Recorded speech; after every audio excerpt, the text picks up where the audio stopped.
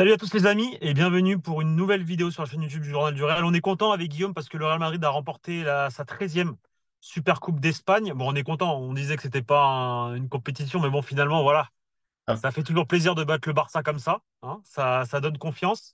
Victoire 4-1, triplé de Vinicius Junior que j'ai critiqué en Space jeudi. Le quatrième but, c'était pour Rodrigo qui a inscrit voilà, son nom dans ce festival.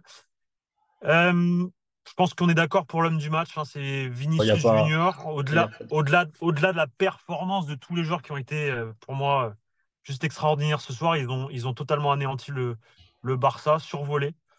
Euh, Vini, il a toujours eu du mal face à Araujo, et ce soir, je veux dire qu'il l'a mis dans sa poche. Qu'est-ce que t'en penses? Il a clairement pris le dessus. Il marque 2 buts en 10 minutes sur des actions où Araujo n'est pas nécessairement si concerné que ça par Vini. Bon, il est en retard, mais toute la défense est en retard. Dans tous les cas, Xavi a proposé une aberration en demandant à ses défenseurs centraux de défendre, même quand le Real sortait le ballon sur la ligne médiane. Faut quand même se rendre compte que l'appel de Rodrigo sur le deuxième but part de son propre camp sur un ballon, sur un ballon que le Real a en possession. On n'est pas sur une récupération haute du Real Madrid où ça peut arriver. Là, on est vraiment sur un ballon que le Real a en possession. La passe de Carvajal est magnifique d'ailleurs, l'ouverture pour Rodrigo. Et donc Xavi s'est pris les pieds dans le tapis. Ça a mis en difficulté totale sa défense, notamment Jules Koundé qui n'a pas du tout réussi à retrouver la confiance ensuite, qui a fait un match catastrophique, et aussi Araujo qui a également fait un match catastrophique. Sa faute est bête sur le penalty. Je pense qu'on est d'accord pour le Totalement. dire. Elle est vraiment une faute bête parce que il gagne son duel contre Vinicius. Même si Vinicius Junior peut avoir ce beau centre de Chouameni, il gagne son duel en fait contre Vinicius. Il a 10 centimètres de plus, il a une largeur d'épaule largement supérieure. C'est sûr qu'il gagne son duel finalement. Et faire une faute, mettre ce bras, Vinicius tombe bien pour une fois. Il ne tombe pas pour rien cette fois-ci. C'est ce qu'on lui reprochait en space, notamment jeudi, qui se mettait un petit peu trop à tomber pour rien et à attendre à chaque action un coup de sifflet. Là, il tombe à raison, il se laisse quand même tomber, mais à raison pour le coup, parce qu'il y a un bras qui vient l'attraper de l'épaule et qui vient l'empêcher dans son action. Et après, bon, le carton rouge d'Araujo ensuite est également mérité. C'est un tac qui mérite un jaune. C'est le deuxième jaune du match. Ça fait rouge. Pour moi, c'est logique. Un match désastreux de Araujo, le meilleur classico sans doute de la carrière de Vinicius. Et peut-être, j'allais dire le meilleur classico du Real Madrid, mais finalement, si on remonte dans le temps, il y a la victoire à Montjuic là, qui n'était pas si convaincante que ça avec les 2 buts de Bellingham, mais celui d'avant, c'est le 4-0 avec le triplé de Benzema au Camp Nou, qui était également extrêmement convaincant de la part du Real Madrid. Donc, ça fait 3 victoires d'affilée en classico, si on compte pas les amicaux. 3 victoires d'affilée, mais il faut quand même compter ce grand match amical au mois d'août, lors du, lors du grand tournoi aux États-Unis, où le Barça a éclaté le Real. Ça compte aussi hein, dans les têtes des joueurs, on le voit encore ce soir. Mais quand je dis il l'a mis dans sa poche, effectivement, je parlais pas des deux premiers buts qui sont juste le premier but, la passe de Bellingham est incroyable. Le deuxième, l'action, enfin, le démarrage avec Carvajal, l'accélération de Rodrigo enfin, qui met une soupape à tout le monde et voilà, qui fait un grand match. Je parlais surtout, effectivement, voilà, quand je dis ça, c'est que sur le penalty, il prend l'avantage du coup, indirectement et directement sur Araujo. Il provoque le penalty. L'autre, il fait une faute bête, alors qu'il nous avait pas habitués à ça. Enfin, il nous avait pas habitués à ça. Celle-là, Il non. nous avait Cette habitués, faute-là, excuse-moi, non. Cette faute-là, non. il nous avait habitués à faire énormément de fautes, mais que celle-ci n'était pas sifflée. À Et jouer. là, pour la première fois, et il a été pas mal surpris tout au long de la rencontre, parce que dès qu'il a pris le premier jaune, il a été voir l'arbitre en mode qu'est-ce qui se passe? On a sifflé une faute contre moi, contre Vinicius, alors que vas-y, j'ai le droit de lui bousiller la cheville, vas-y, j'ai le droit de lui faire des tacles par derrière, je ne suis jamais sanctionné, je prends jamais le jaune. Et là, il y a penalty. Arrête. Pour une fois, non, mais tu rigoles, mais on peut faire une compile de 10 actions faciles où Araujo boise Vinicius et où il prend jamais de jaune. Où l'arbitre siffle faute, mais qui prend jamais de jaune. Là, pour la première fois dans un classico, Araujo versus Vinicius Junior, bah, Araujo a mérité ce qu'il provoque. C'est-à-dire que quand il fait faute, eh ben, c'est carton jaune. Le premier, c'est un carton jaune clair et net. Il n'a pas à faire ça. Il lui accroche l'épaule. C'est complètement bête de sa part. Et le deuxième, il le boisse par derrière au niveau du talon d'Achille. C'est hyper dangereux. C'est une semelle. Ça mérite un carton jaune aussi. Et je suis très content que pour une fois, Araujo, euh, voilà, est-ce qu'il mérite? Récolte C'est ce un- qu'il sème. et attention, je te jure, moi, je crois que c'est le joueur que je préfère au Barça parce que je le trouve très bon. Alors là, Et même, il est dans une passe catastrophique et j'espère pour lui qu'il va revenir au plus haut niveau, à son plus haut niveau. mais c'est un joueur que j'apprécie énormément et je crois que d'ailleurs il est en fin de contrat bientôt. J'aimerais que le Real le ship, mais bon, je pense pas que ça en arrivera. Mais bref. Et en fait, ce qu'il fait à chaque fois contre le Barça, je trouve que c'est contre le Real, pardon, c'est voilà, c'est en tout cas contre Vinicius. Mais là, C'est pour une propre fois, parce qu'il est à la l'arbitre limite, mais il a conscience de la limite. Et là, pour le coup, il a dépassé la limite sur le penalty, par exemple. Et c'est peut-être la première fois qu'on le voit dépasser complètement la limite, ou en tout cas faire une non, non, erreur non. comme ça Non, sur non, non, Vinicius. non, non, non. Il dépasse tout le temps les limites. Il dépasse tout le temps les Il limites. joue Il avec. écrase Moi, je les trouve chevilles plutôt de qu'il joue Vinicius avec et il que prend le jamais de jaune. dépasse. Il dépasse tout le temps les limites. Je te jure, franchement, Non, parce que montrer non, mais des. des fois, il y a des interventions qui sont très musclées. Il y a les fautes qui sont quand même sifflées. C'est, Par contre, le fait c'est- qu'il prenne jamais de jaune, ça, je suis d'accord non, avec mais toi. moi, je te parle du jaune. Moi, je te parle C'est du surtout jaune. le Moi, jaune, je je te suis parle du d'accord que jaune. le jaune ne Moi, je vient te pas parle du souvent. jaune. Mais après, lui, il en profite. Tant qu'il prend pas le jaune, il sait qu'il peut jouer à la limite, tu vois. Ah Il en profite aussi. bah Et il est pas bête. forcément. C'est une qualité. Forcément. T'as pas vu purement Ah, football, c'est une qualité mais de sa part. totalement. Ah, mais Et totalement, totalement. Moi là, je critique plus. Enfin, je le critique on lui a, parce au que Real, voilà, ce qu'il fait, il y a c'est eu la un certain limite. Casemiro qui jouait aussi beaucoup là-dessus. Mais complètement, complètement, complètement. Enfin bref, donc ce point de vue-là, voilà, on en a parlé. Deuxième point très important, bon, la performance globale, on va pas y revenir. Enfin, c'est une masterclass C'est du parfait. Real. Elle est parfaite. Juste, bah, ce but quoi, qui vient gâcher la fête et encore, enfin, c'est voilà, ils ont sauvé l'honneur.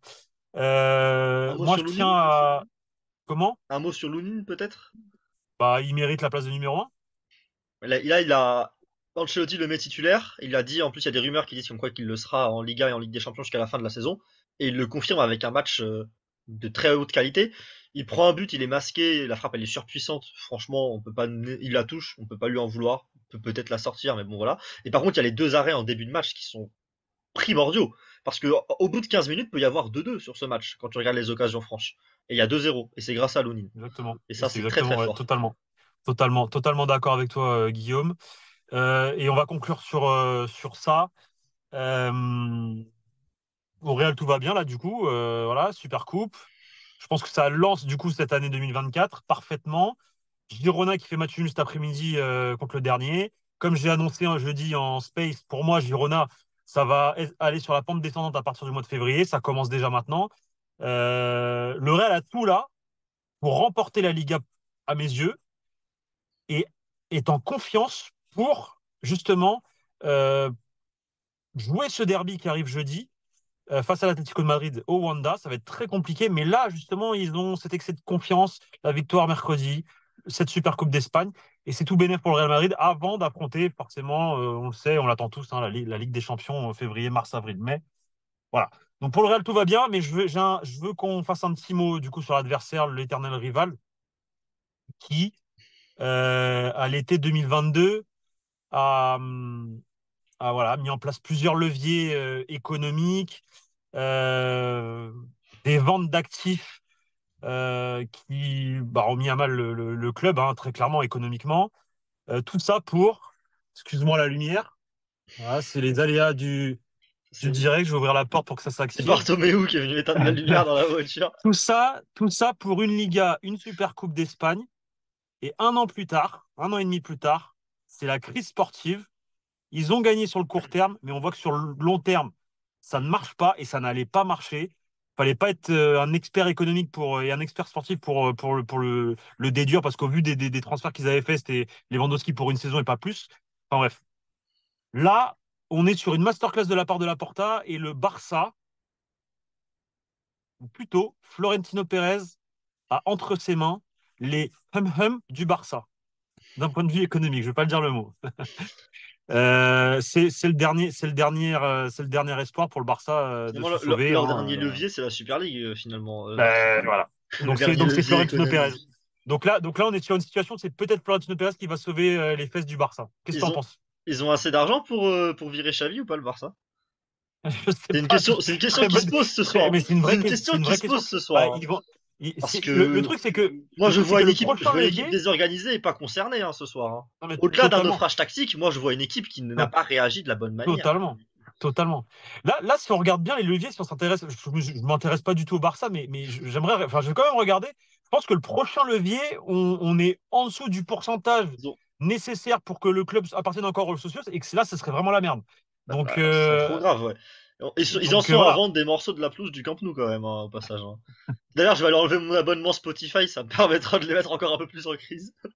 On va pas parler de tous les bails sous-marins qu'il y a eu avec Jaime Roures, là, celui qui détient les droits TV en Espagne, qui a racheté les parts de je ne sais plus quel, je crois que c'était le Barça Ouais, TV. ils avaient Apparemment, il a étalé, pas reçu. ils avaient réétalé Apparemment, les ils auraient droits dit à que, TV ou je sais plus non, quoi. mais Ouais. ils auraient dit qu'ils avaient reçu tant de millions et au final, c'est pas vrai. Ils ont masqué tout ça. Enfin bref. Entre l'affaire Negreira, entre les leviers économiques, tout ça, on est c'est un cirque total à Barcelone, la Ciudad de Condal, comme on dit en Espagne. C'est hilarant vu de l'extérieur, mais c'est un peu triste au final parce que bah, le Barça est dans une situation catastrophique, Ah, que ce soit économiquement, politiquement, sportivement. c'est toujours mieux de voir un grand Barça face à un grand Real, pour le coup. Bah, Parce complètement. un match comme ce Complètement. soir est, bah, à moins de, pour le coup, l'enjeu ce soir, on a vite compris, bah, à 2-0, on comprend que le Real ne peut que gagner ce match. C'est un petit peu décevant quand on se voit un classico pour un titre, même si c'est un titre mineur. Donc évidemment, on espère un Barça qui revient au niveau. Mais en tout cas, 9 buts en 2 matchs hein, pour le Real Madrid, c'est quand même énorme contre l'Atleti et le Barça. Ouais, c'est vrai. Je pense C'est vrai. que cette stat-là, enchaîner Atleti-Barça et mettre 9 buts, bon après ils ont pas toujours enchaîné Atleti-Barça, mais c'est quand même impressionnant. C'est quand même Ouais, je suis impressionnant. Hein. d'accord. Le Ancelotti Ball finalement, ça existe bel et bien. Et espérons que ça continue autant que ça peut, parce que là, pour le coup, la dynamique est magnifique. Petite dédicace d'ailleurs à tous les haters de Carlo Ancelotti. C'est moi qui ai mis le tweet sur X, hein, j'assume. Voilà. Carlo Ancelotti, il a encore gagné un trophée. Le 4-4-2 Losange, le 4-2-2-2-2, je sais pas quoi, ça marche pas. On est au mois de Merci février. à Xavi ce soir quand même. Non, mais on est au mois de février. Non, mais il y a déjà un trophée de tombé qui est là. Il y a déjà un trophée. Il a fait une première partie de saison avec 1 million de blessés. Et le mec Non mais là c'est. sort Bref, on a fait un bilan en première partie de saison. Vous pouvez aller la voir. Je vous invite à aller la voir. Mais voilà, C'est trop fort. c'est juste. Je crois qu'on est sur 21 victoires, 21 matchs sans défaite pour le Real, là. 21 matchs sans Bah, la défaite dernière pour le défaite, Real. c'est fin septembre, Atlético. La seule de Voilà. la saison d'ailleurs, hein, C'est la seule de 21. la saison. On est sur 21 matchs sans défaite. Faudrait voir c'est quoi le record du Real. Je pense que c'est José Mourinho. Ça doit être plus, Peut-être hein. 30, Ça doit monter à peut-être plus de 30 30, je ou pense, le Real. 25, 30. Faut vérifier. Faut vérifier. Bon, Guillaume, on coupe On ou coupe? t'as quelque chose à redire? Non, tout Autre est chose à bon de dire. mon C'est côté, bon? hein. Tout est bon de mon côté. Parfait. Bravo à Xavi. Bah écoutez, les gars, demain, là la vidéo sort donc là maintenant tout de suite et demain sur la chaîne YouTube du Journal du Real, fin d'après-midi, vous allez avoir une vidéo très drôle. Lundi soir pour préciser. Lundi soir pour préciser, parce Lundi que soir. il est 23h45, ton demain, il peut vite être mal compris, je pense. Ouais, lundi, fin d'après-midi, début de soirée, vous avez une magnifique vidéo avec Guillaume et un invité mystère.